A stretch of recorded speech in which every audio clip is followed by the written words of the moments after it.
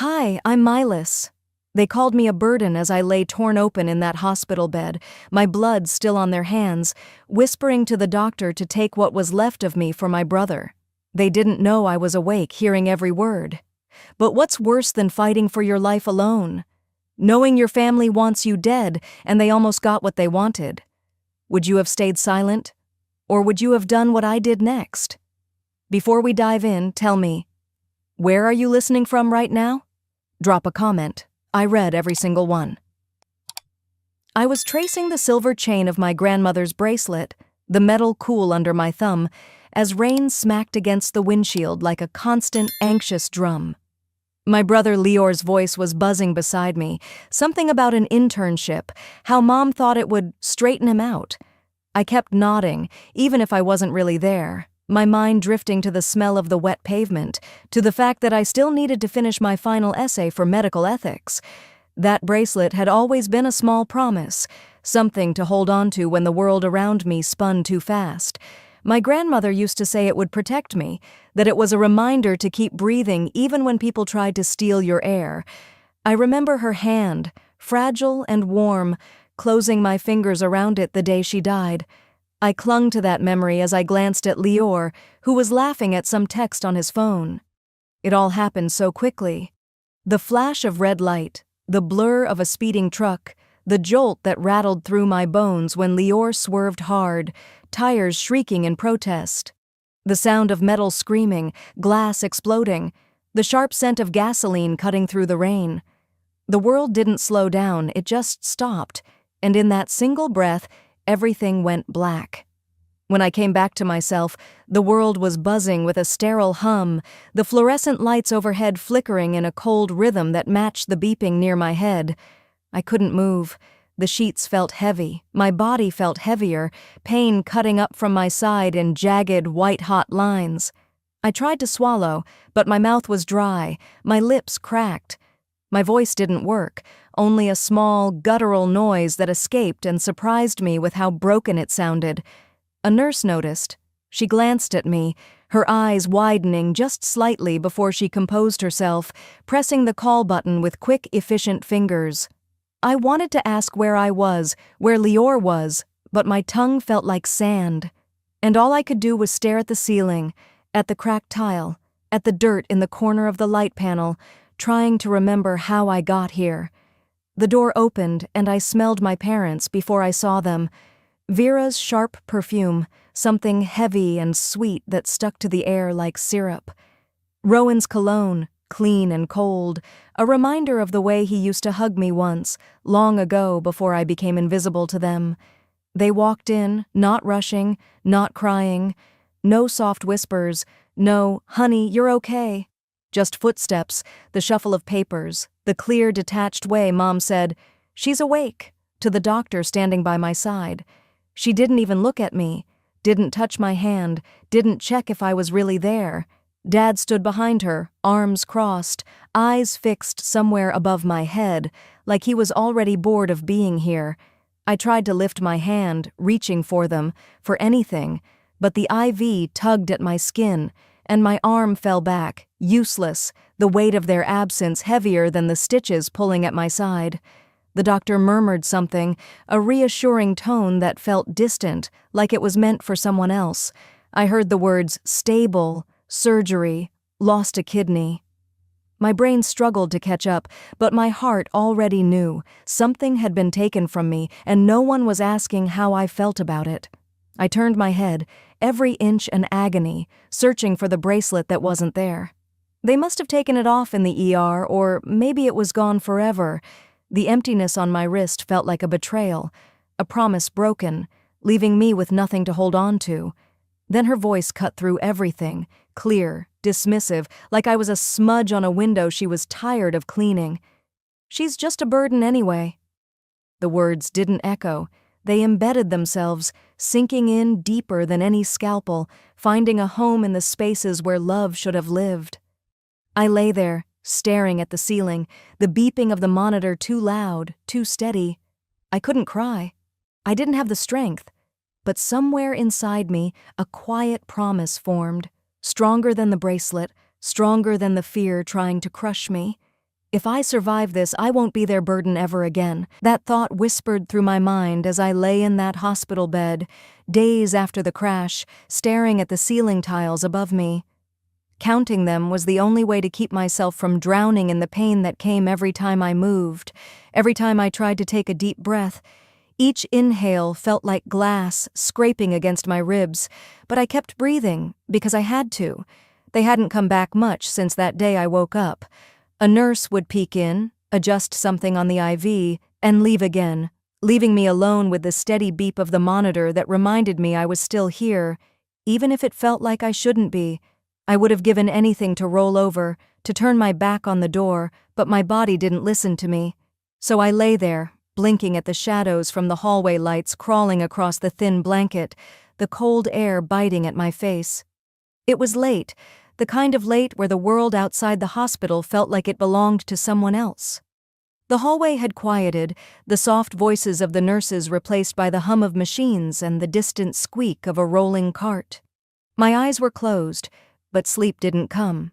Instead, I heard them. Their voices came first, low, like they thought if they whispered, the walls would swallow their words, but I heard every syllable, each one cutting deeper than the last. "So, you're saying if we take her other kidney—" That was my mother's voice, sharp and cold, like the click of her heels on the hospital floor. "She wouldn't survive that," the doctor's voice, firm but tired. "But Lior needs it. He has a future." My father's voice, calm, reasonable, like he was talking about replacing a part in the family car. "Not my life. She's just a burden anyway. This would be her contribution." Mom's words hung in the air, heavier than the smell of antiseptic that filled the room. I didn't move. I couldn't.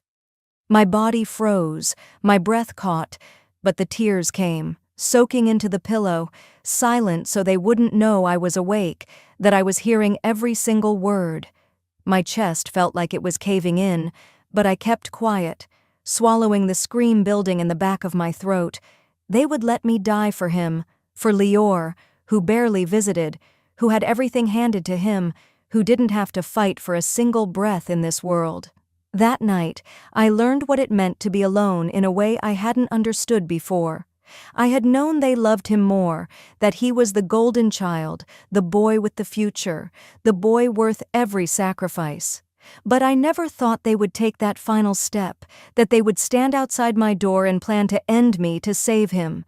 And I was worth so little to them that they didn't even bother to make sure I was asleep. I lay there until the hallway lights dimmed further, until the nurse's shoes padded softly past, until the world around me turned into a hum I could barely hear over the pounding in my ears. I fell asleep at some point, exhaustion pulling me under, but it wasn't restful. Every time I closed my eyes, I saw my mother's face, her mouth twisting with impatience, heard her saying, this would be her contribution.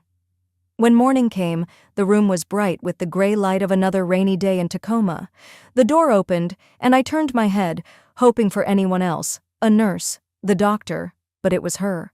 Vera stepped in, wearing a cream blouse and that tired expression she always wore around me, the one that said she'd rather be anywhere else. She adjusted the strap of her purse, pushing her sunglasses up onto her head, and I saw it. The ring. Gold, heavy, with a small diamond set into it, catching the light as she moved. I knew that ring. She had shown it to me once in a magazine, said it was too expensive, that it would be irresponsible to spend that much when we had bills, when Lior needed college savings.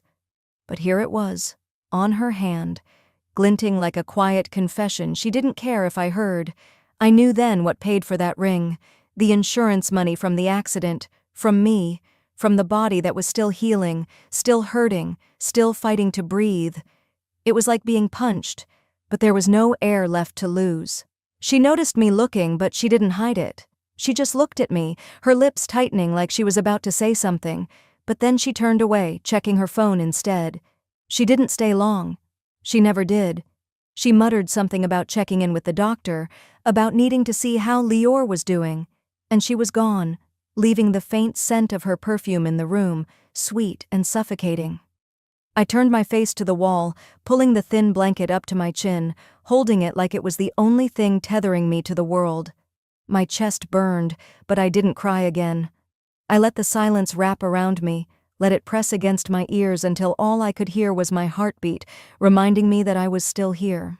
They never planned to save me, I whispered to myself, barely a breath, but it felt like truth, heavy and sharp.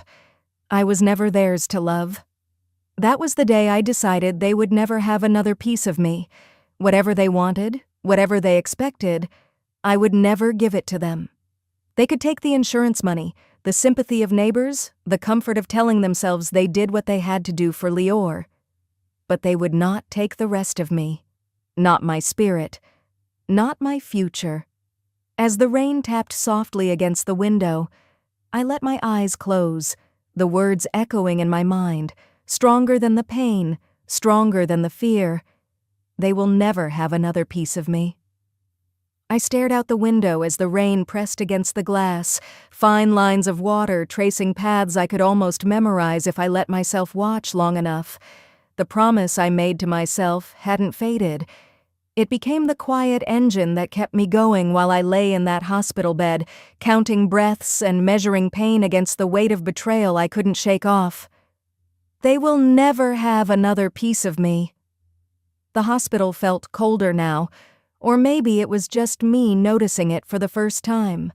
Nurses moved through the hallways, the soft squeak of shoes and rustling of charts breaking the silence. But nobody stopped by unless they had to. I didn't get visitors anymore, not from them.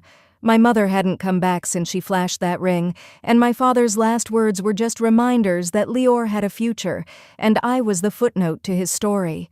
I'd lie there, watching the morning light shift across the tiles, the drizzle outside refusing to let up, pressing the grayness into everything. No one told me what day it was unless I asked, and even then, they said it softly, like they were telling me I didn't need to care about the days passing. Sometimes I caught the nurses glancing at me, whispering as they moved past, words like, "the kidney girl," floating in the air like ash that settled on my skin. They thought I didn't hear, but I did. I heard everything now. It's what happens when the world goes quiet around you, and you have nothing but your mind to keep you company.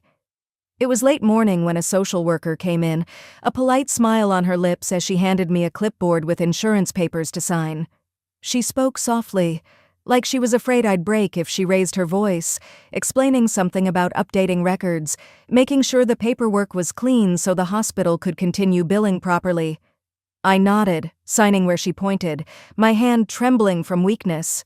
She left the room, and I tried to find sleep again, pulling the thin blanket over my shoulders. That's when I heard them. 2 nurses, just outside, speaking in voices low enough that they probably thought it was safe. "I heard the payout from her accident came through last week." "Yeah, the parents had it redirected for family needs. You know how that goes." "She doesn't even know, does she?" "Guess not. Poor thing."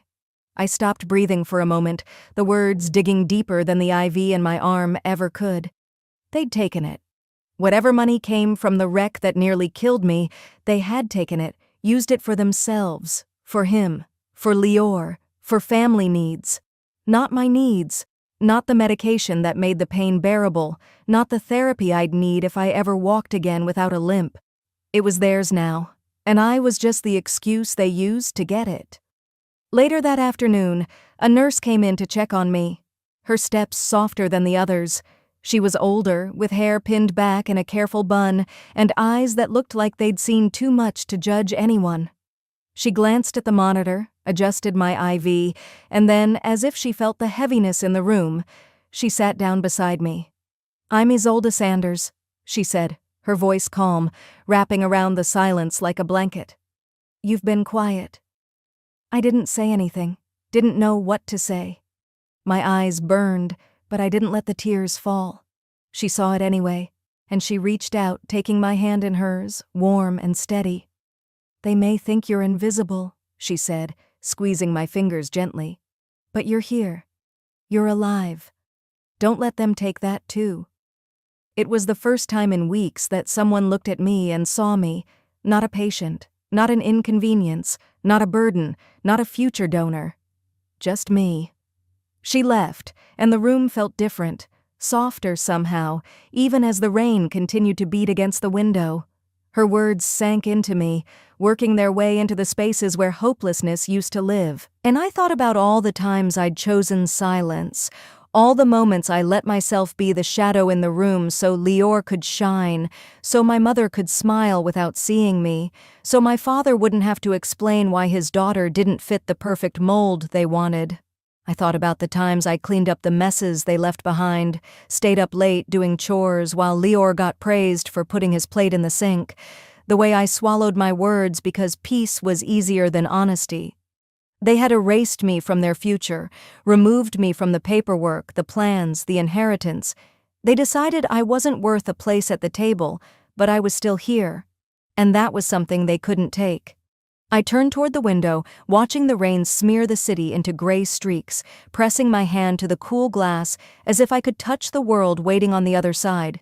For the first time, I let the anger feel like warmth instead of poison, let it remind me that I was alive. I won't disappear. Not for them. The words were quiet, but they were mine, and they were true. As the day darkened into evening, I closed my eyes, feeling the slow drip of the IV, the hum of the monitor, the quiet promise in my chest beating louder than the storm outside. I need to get out before they try again. The thought pressed against my mind like a heartbeat as dawn crawled across the edge of the blinds, turning the room from gray to pale yellow. Rain tapped against the window, steady and soft, but my chest felt tight, like each drop was a reminder I didn't have much time. Nurse Sanders' words stayed with me, a quiet echo that didn't fade when the monitors beeped or when the IV pump clicked in the silence. Don't let them take that too. I was awake in ways I hadn't been before, seeing how every visit, every call, every document signed without my name on it was another way they tried to erase me. A message pinged on the nurse station's computer just after 6, lighting up the screen in the hallway where I could see it from my bed. My mother's name, requesting updates on my vitals, oxygen levels, fluid intake. She didn't ask me, she never did. It was always about control, about knowing just enough to twist things to fit her plans. Around mid-morning, the door opened, and my father walked in without knocking, the scent of his aftershave arriving before he did. He didn't glance at me, didn't ask how I was feeling, just placed a stack of discharge papers on the tray at the foot of my bed and signed them with the same bored precision he used to sign credit card slips. "Doctor says you can go home tomorrow," he said, adjusting the collar of his jacket before checking his phone. "We'll need to talk about helping your brother transition when he gets home." He didn't wait for me to answer before leaving. The door clicked shut, leaving the air heavier than before, pressing down on my chest as I stared at the papers he left behind. They were planning my release for Lior's benefit. Another sacrifice I was expected to make without question. I waited until the next nurse came in, a young woman with tired eyes who hummed under her breath while checking the IV line. Her hands were gentle, but she didn't look at me until I cleared my throat, my voice barely above a whisper. "Can I talk to the hospital social worker, please? I don't feel safe."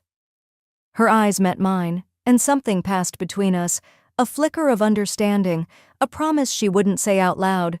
She nodded once before leaving the room quietly, shutting the door softly behind her. I spent the next hour counting the breaths it took for the social worker to arrive. Astria. She had dark curls pulled into a bun and a calmness in her eyes that made me want to believe her before she even spoke. She pulled a chair up beside my bed, folding her hands over her notebook. "You asked to see me?" My throat tightened, but I forced the words out. "They're trying to take me home, but it's not safe. I overheard them. They want to take my other kidney for my brother. They took the insurance money from my accident. They don't see me as a person, just a thing to use." She didn't interrupt, just nodded, her eyes soft but clear. "Thank you for telling me, Melis. I believe you. We will protect you." The promise in her voice settled into the hollow space in my chest where fear had been building. I didn't cry, didn't let myself fall apart. Instead, I gripped the thin blanket with both hands and nodded, letting the silence speak for me. That evening, as the sun began to dip, painting the hallway in shades of orange and purple, I heard the familiar click of heels and the rustle of my mother's purse before I saw her through the glass. She was arguing with the security guard, her finger jabbing the air as she demanded to see me. "She's my daughter! Let me in! She's lying about us!" Her voice was sharp, slicing through the quiet wing of the hospital. The security guard stood firm, shaking his head as he blocked the door. "Ma'am, you need to step back. Don't you dare tell me what to do. She's ours. She's trying to ruin this family." Behind her, my father stood with his arms crossed, his face cold and tight, his eyes not on me but on the glass, like he was trying to see through it and control me with nothing but his glare. I watched them from my bed, the chaos outside the glass, the way her hands slammed against it, the way her words twisted around the truth. It was like watching strangers, people I used to know but couldn't recognize anymore. In that moment, the fear shifted into something else, a cold clarity that settled over me like a blanket. They never loved me. They only needed what I could give, and when I was empty, I was nothing to them. The nurses and the social workers stood near me, their presence a quiet wall of protection. I didn't need to move. I didn't need to shout back. I just watched as the security guard led my mother away, her screams muffled as the hallway swallowed her voice. I breathed in, and for the first time in too long, the air didn't taste like fear. It felt like mine. "If they want to fight," I whispered to myself as the glass door slid shut, "I'll give them one, but on my terms." I closed my eyes as the noise outside faded, the monitor beside me humming softly in the room that felt like it finally belonged to me. "This is the first day of my freedom." Those words kept me upright as I stepped outside the hospital, air brushing against my skin in a way that felt both sharp and alive. Isolde had handed me a small plastic bag holding my paperwork and the silver bracelet that once belonged to my grandmother, the only piece of my past I chose to carry. She hugged me, soft and quick, whispering, "Don't forget who you are," before letting go, her hands squeezing my shoulders like a quiet promise that I wasn't alone, even if it felt like I was. The hospital doors slid shut behind me with a hiss, sealing in the echoes of my mother's screaming and my father's cold stare. I pulled the thrift store cardigan tighter around me, taking slow steps toward the bus stop, my legs weak but moving, reminding me that I was still here. The ride across town felt endless, every stop jerking my body, every turn reminding me how fragile I had become. I watched the rain smear the city lights into blurry lines, the world outside moving forward while I was just trying to figure out where to start. The transitional housing smelled like bleach and old carpet, the kind of scent that stuck to your clothes. The staff handed me a thin blanket and pointed to a small room at the end of the hallway. The mattress was hard, the sheets rough, and a single lamp flickered with a low buzz when I turned it on. I closed the door behind me, leaning against it for a moment before walking over to the small window that overlooked the parking lot. Cars moved in and out, people living their lives, arguing, laughing, going places. I placed the bracelet on the windowsill and sat on the edge of the bed, the weight of reality pressing against me. They left me with nothing, I thought. No money, no family, no home that wanted me back. I was the burden they finally set down, walking away without looking back. And in the silence of that room, I felt small, so small that I could have disappeared and no one would have noticed. Later that evening, after unpacking the single change of clothes I owned, I caught my reflection in a cracked mirror above the dresser. The face staring back looked tired, hollow, scar running across my collarbone like a reminder of how close they came to taking everything. I touched it lightly, tracing the line before meeting my own eyes. "If they left me for dead, I'll live anyway," I whispered, the words thin but true, bouncing back at me from the glass. The next morning I woke up before dawn, the room cold, the air heavy with quiet. I sat on the edge of the bed, pulling on my shoes, each movement slow as my body protested. I needed to find work, any work, something to keep me moving, to remind me I was alive and could make choices for myself. By noon, I found myself standing in front of a 24-hour bookstore, the sign flickering above the door. The manager, a tired man with a coffee stain on his shirt, glanced at me before handing me a mop. "Night shift starts at 8. You're paid in cash on Fridays," he said, not asking about my story or where I came from, and I was grateful for that. That first night was long, my body aching with each step as I cleaned the floors, wiped down shelves, and took out the trash. The smell of old paper and ink settled into my clothes, a scent that felt oddly comforting, reminding me of the afternoons I spent hiding in libraries, finding safety in stories. During my breaks, I used the small computer in the corner of the store to enroll in online GED courses, typing slowly with fingers that trembled from exhaustion but refused to stop. Each dollar I earned went into a jar hidden under my bed at the transitional housing, each coin a small promise to myself that I would never need to beg them for help again. One night, after finishing my shift, I walked through the quiet aisles, my hand brushing against the spines of the books lined up neatly, stories waiting for someone to believe in them. The store was empty, the hum of the air conditioner the only sound. "They can't erase me," I whispered to the darkness, the words rolling off my tongue, steady and calm. Locking up the store, I stepped into the early morning air, the sky still dark but soft with the promise of dawn. I held the bracelet in my hand, feeling the cold metal against my skin, and took a deep breath, letting it fill me in a way that felt different, fuller. Someday, they will know what I became. I held that promise in my chest as I slipped the key into the lock of my small shared apartment, the metal clicking louder in the quiet hallway than I expected. The air smelled like burnt coffee and floor cleaner, and the thin carpet muffled the tired shuffle of my shoes as I walked to my room. 5 months had passed since I walked out of that hospital with nothing but a bracelet and a will to survive. Now I worked the night shift cleaning the bookstore, studied for my GED in the mornings at the library, and slept during the daylight hours, wrapped in blankets that could never quite keep the cold out. It wasn't much, but it was mine. Each day was stitched together with the same thread of exhaustion, but it was the exhaustion of effort, not the drain of being used.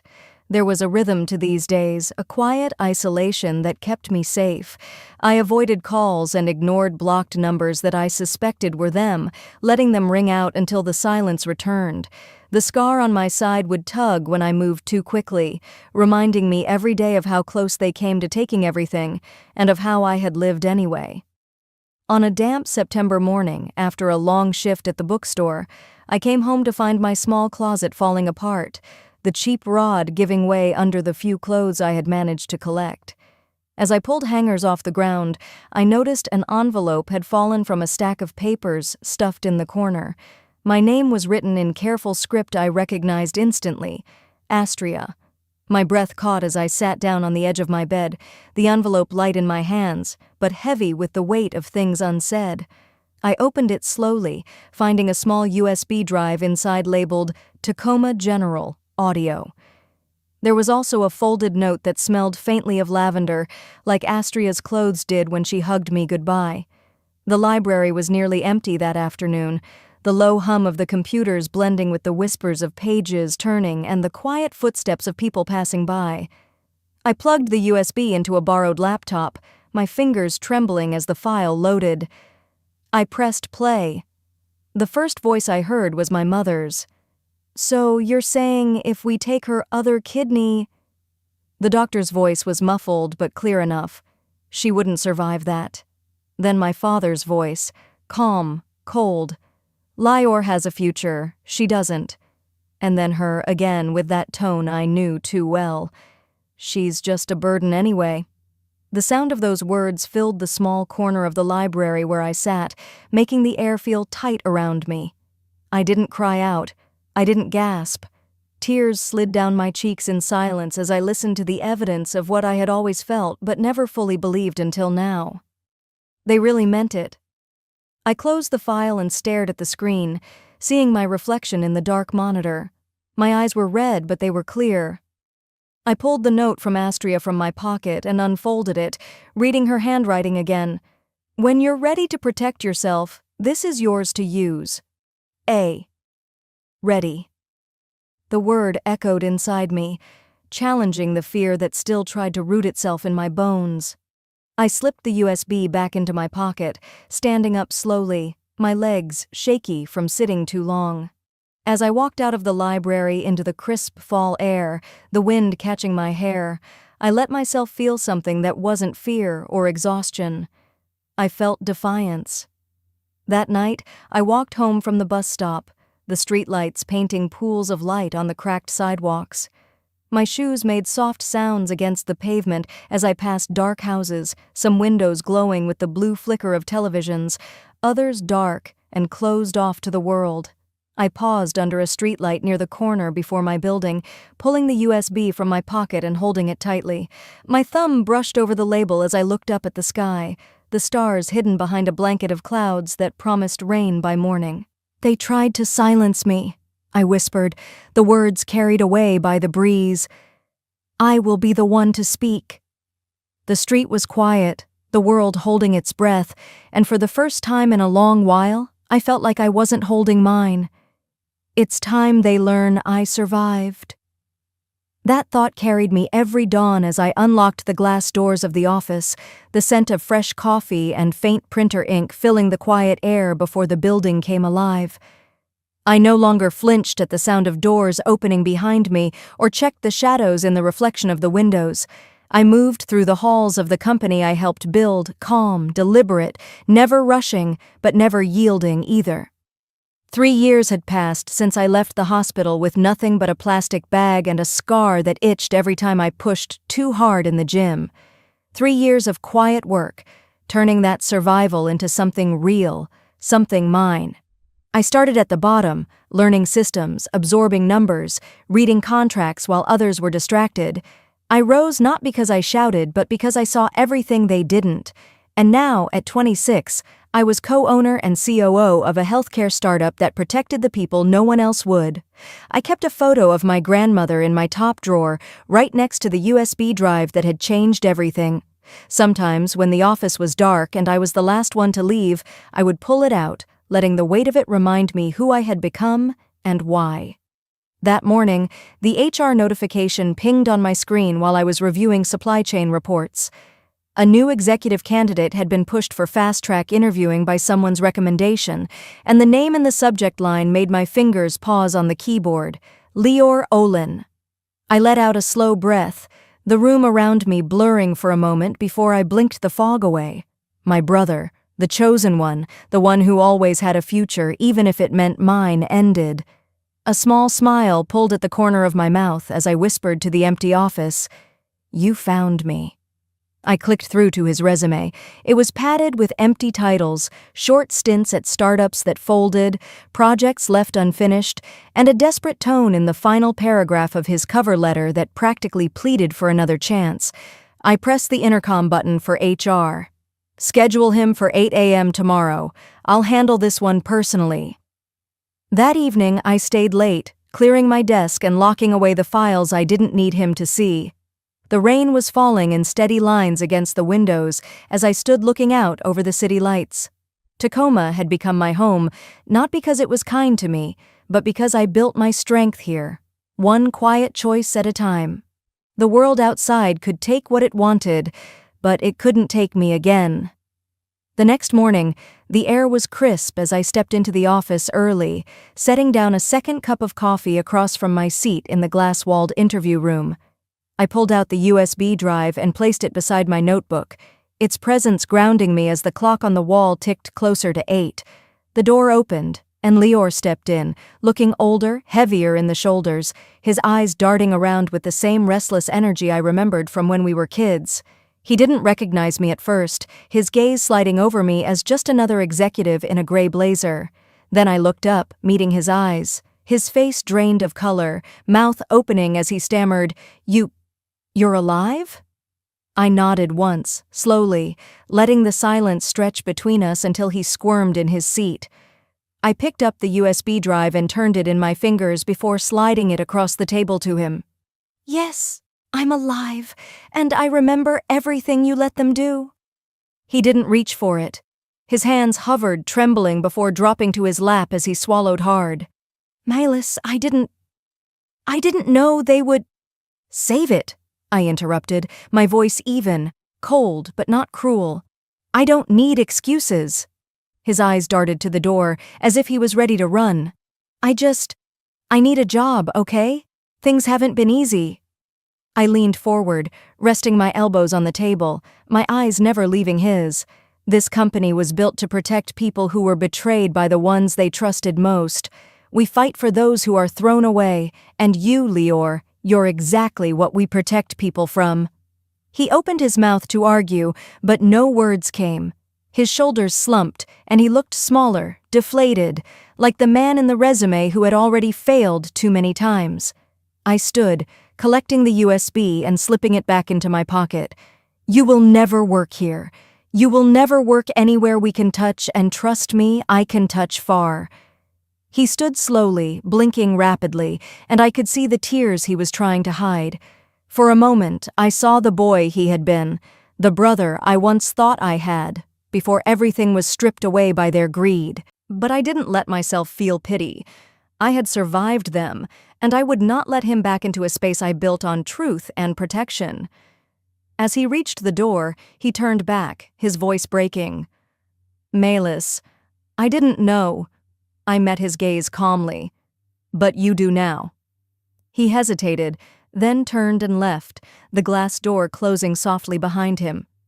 I stood in the quiet, the morning sun catching on the edges of the buildings outside, reflecting off the glass and flooding the room with light.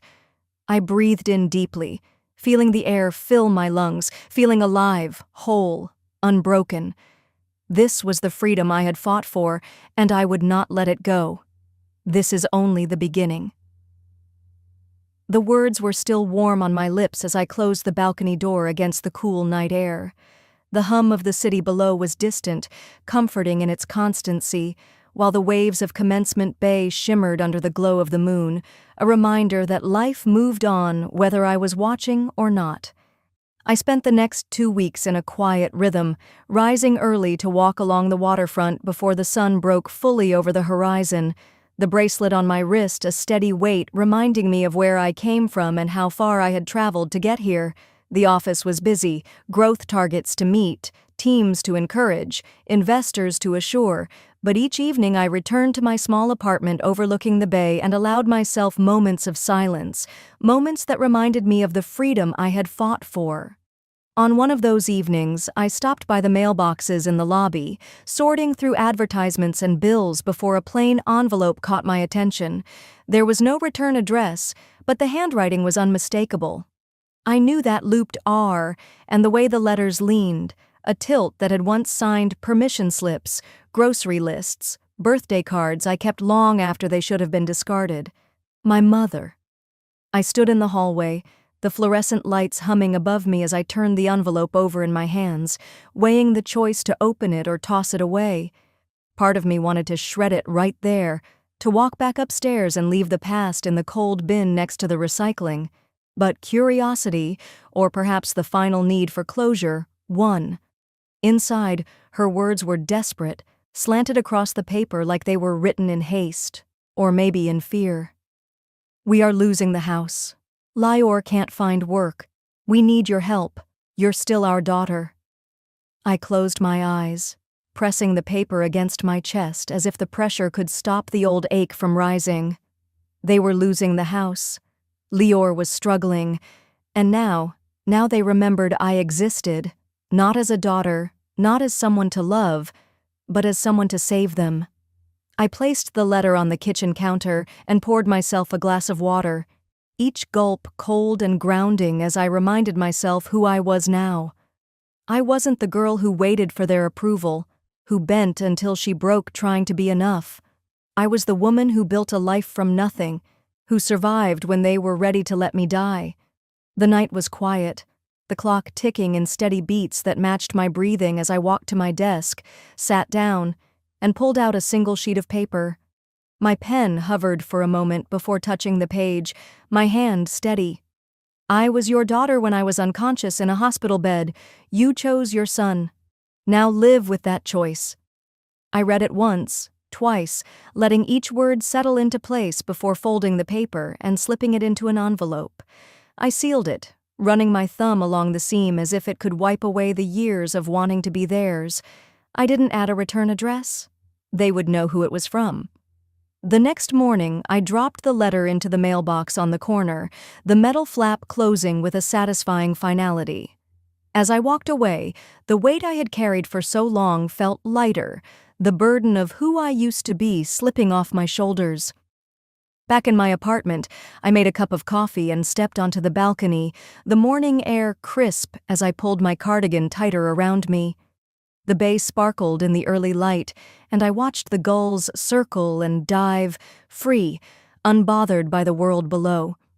I thought of them, my mother, my father, Lior, sitting in that house, waiting for me to save them, to prove once again that I was willing to give everything for their comfort. But I had given enough. I had given them my childhood, my trust, nearly my life. No more. As the sun lifted higher, warming my face, I closed my eyes and whispered into the wind. "It's over." I whispered it as I stepped back inside, closing the balcony door and letting the warmth of my small apartment hold me in its quiet embrace. The air smelled of the coffee I had brewed earlier, lingering, grounding me in the life I had carved out for myself, one choice at a time, one sunrise at a time. A few days later, I sat at my small kitchen table, laptop open, sorting through emails as the morning light crept across the floor. Most were the usual: team updates, partnership proposals, patient feedback from our platform. But one subject line froze me. New ethics initiative launch. The Claire Protection Protocol. My eyes scanned the email, reading how Tacoma General had adopted a new campaign to protect minors and vulnerable patients from parental coercion in organ donation cases. It was a preventative measure designed to ensure no one would ever be cornered the way I had been, and there it was, nestled within the text, bolded in quiet triumph, named in honor of Claire Olin. Claire Olin, my new name. The name I had chosen when I filed for a complete break, legally untying myself from them, building a life that was mine alone. Seeing it there, connected to a campaign that would save others, anchored something deep in me. It was the life I had built from the ashes of betrayal, and now it was a shield for others.